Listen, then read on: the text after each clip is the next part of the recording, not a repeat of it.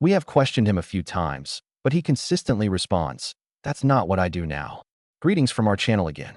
When people hear the name Queen, they frequently picture Brian May's amazing guitar melodies or Freddie Mercury's strong vocals. However, beneath that brilliant spotlight, the band's success was greatly aided by the gifted and quiet bassist John Deacon.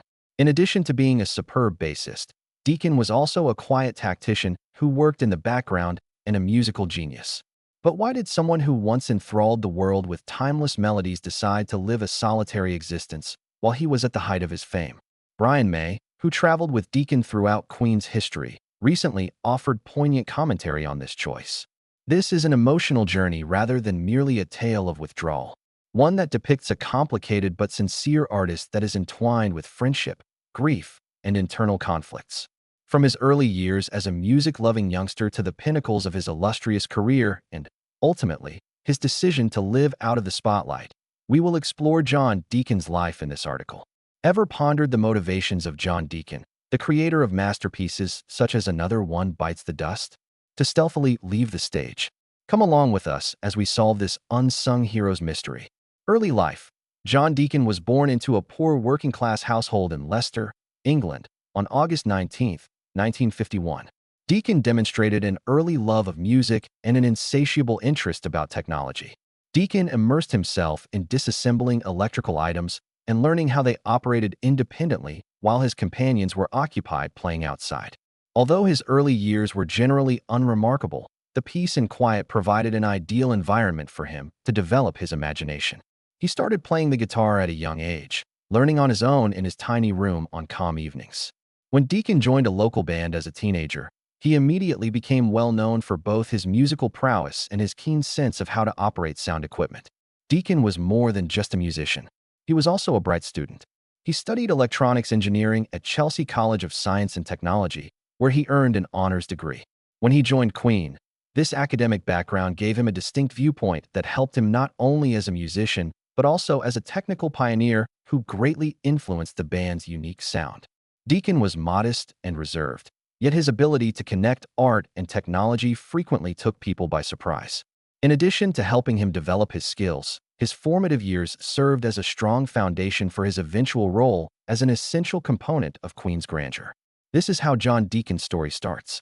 An adventurous young man laying the groundwork for his future in technology and music, become a quiet musical genius in the end. What, then, made him a legend and brought him to Queen? A turning point in 1971 marked the start of that adventure. John Deacon's career with Queen began in 1971, when the band was still looking for the last member to round out its roster. Few could have imagined that Deacon, a quiet, modest young guy at the time, would go on to play a crucial role in the band's success. The other members noticed something special about him right away when they first met. Deacon presented a cool and collected presence, both musically and strategically, in contrast to Roger Taylor's fiery attitude, Brian May's aggressiveness, or Freddie Mercury's flamboyance. Deacon was more than just a bassist in the beginning. In addition, he was a highly creative technical pioneer. His creation of the DC amp, a music amplifier made from scrap parts, was one of his earliest accomplishments. This innovation had a significant impact on Queen's music by assisting Brian May in creating the band's trademark layered guitar sounds. Deacon has a significant impact on Queen's music because of his unrelenting inventiveness, despite the fact that he frequently labored in the background in silence. John Deacon was a talented songwriter in addition to providing technical assistance. He demonstrated his ability to write songs that were not just recognizable melodically, but also had commercial appeal and struck a deep chord with listeners in the band's early albums. You're My Best Friend, one of his first songs, rose to fame and became a well-known song that was strongly associated with Queen. Composed as a sincere ode to his spouse, the song demonstrated Deacon's ability to skillfully combine pop and rock elements. Without a question, Another One Bites the Dust is Deacon's best songwriting work. His passion for funk and soul served as the inspiration for the song, which broke beyond genre barriers and became an international smash. It made a big impression on the disco scene in addition to reaching rock listeners with its strong and alluring bass line. The song's surprising popularity solidified Deacon's place in Queen's history as well as in world music. Additionally, Deacon was essential to the band's stability and harmony. He played a key role in the decision to break off relations with Queen's management company, Trident, when they encountered financial difficulties in their early years. This audacious decision gave the group more financial stability and artistic flexibility. Deacon, who was well known for his keen analytical abilities and cautious demeanor, assisted Queen in overcoming financial obstacles and laying the groundwork for sustained prosperity. He was frequently seen as the band's mediator, assisting in reducing conflicts amongst members. John Deacon was intimately involved in every stage of Queen's journey, despite his infrequent public appearances and interviews. His contributions were subtle but invaluable, ranging from records like A Night at the Opera, which featured the famous song Love of My Life, to The Game, which incorporated cutting-edge current musical components. In addition to playing bass, Deacon often played keyboards, rhythm guitar, and occasionally even backed vocals in performances. In order to improve the band's music, he was always open to taking on new tasks. In addition to being a narrative of skill, Deacon's journey with Queen is also a monument to calm perseverance and determination. He didn't need to be in the spotlight to make an impression because of his quiet nature. In addition to his musical skills, he also contributed strategy, consideration, and compassion for his fellow musicians. Even though he might not be as well known as Brian May or Freddie Mercury, John Deacon's contribution to Queen is an essential component of the band's iconic reputation. A unique friendship with Freddie Mercury. John Deacon and Freddie Mercury had a close bond despite having different but complementing personalities. Their relationship went beyond simply being bandmates. Mercury exuded confidence and audacity, whereas Deacon was reserved, silent, and a background observer.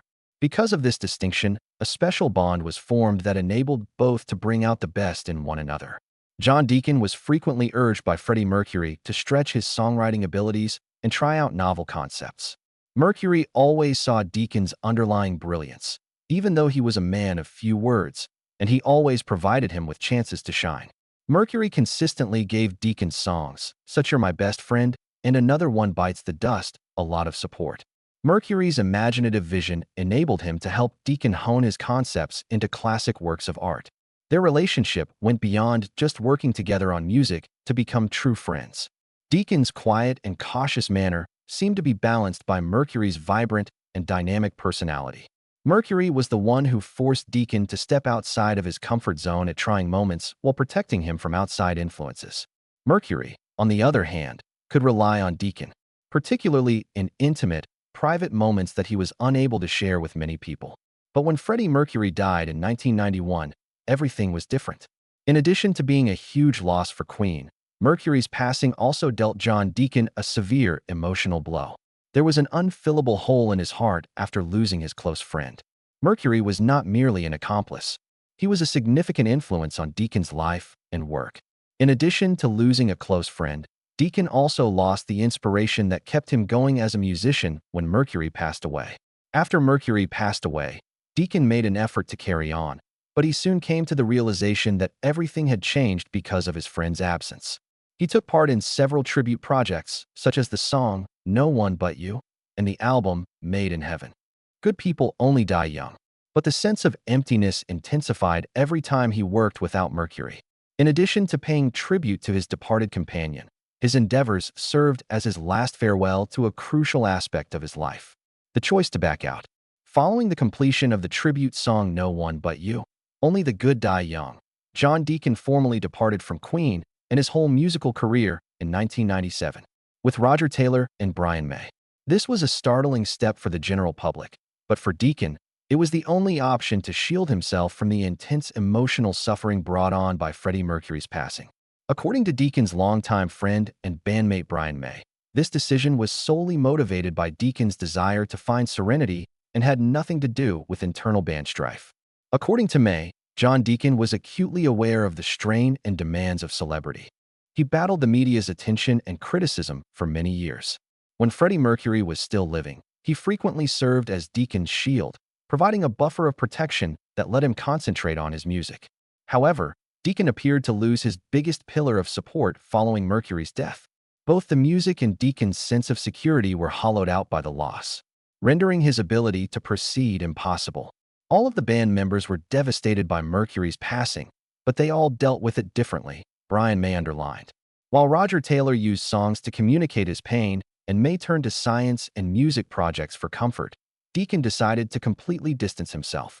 Deacon's retreat, according to May, was an act of self-preservation, a means of preserving his happy memories of Mercury and Queen without having to deal with the demands of performance, which he could no longer handle.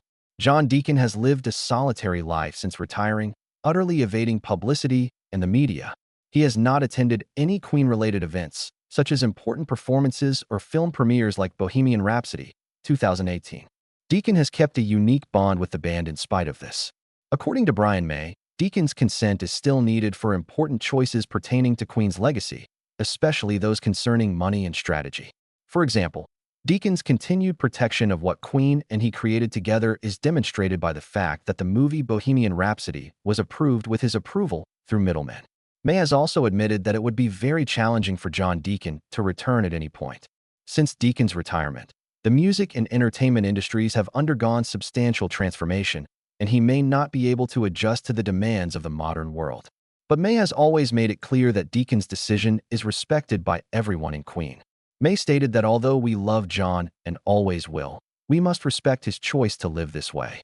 This view was supported by Roger Taylor, who described Deacon as a reserved and quiet man who purposefully avoided social situations in order to maintain the tranquility he had long desired. Taylor and May emphasized that Deacon's choice was a means for him to honor his own memories of Mercury and his own personal principles, not a rejection of Queen. John Deacon continues to play a crucial role in Queen's history despite his silence. He continues to influence important choices and was the silent mastermind behind many of the band's triumphs. Even if he doesn't show up in public anymore. Deacon's departure, in Brian May's opinion, is not a failure but rather evidence of his devotion to Freddie Mercury's legacy and his reverence for the principles that Queen established together. Personal life, even at the height of Queen's prominence, John Deacon kept a low profile and kept his music profession and personal life separate, despite being generally acknowledged as an essential component of the band. Above everything, Deacon put his family and personal life first. In addition to reflecting his introverted nature, this was his method of maintaining harmony between his personal principles and his notoriety. Just as Queen's career was about to take off, John Deacon wed Veronica Tetzlaff in 1975. During the band's difficult years, Deacon found unwavering support from Veronica, a teacher and a grounded individual. One of the few long-lasting, harmonious love stories in the entertainment business is their marriage. Deacon always tried to spend time with his family, even though Queen was constantly traveling the world. He prioritized his responsibilities as a husband and father over his career as a rock star, going home whenever he could. Together, the couple produced 6 kids: Cameron, Joshua, Laura, Robert, Michael, and Luke. Deacon rarely discussed his family with the media, in part to preserve their privacy, and in part because he felt the Queen's attention shouldn't have an impact on their lives. Friends and co-workers characterized him as a kind father who, instead of allowing his kids to get enmeshed in the glitzy world of entertainment and music, taught them humility and practical principles.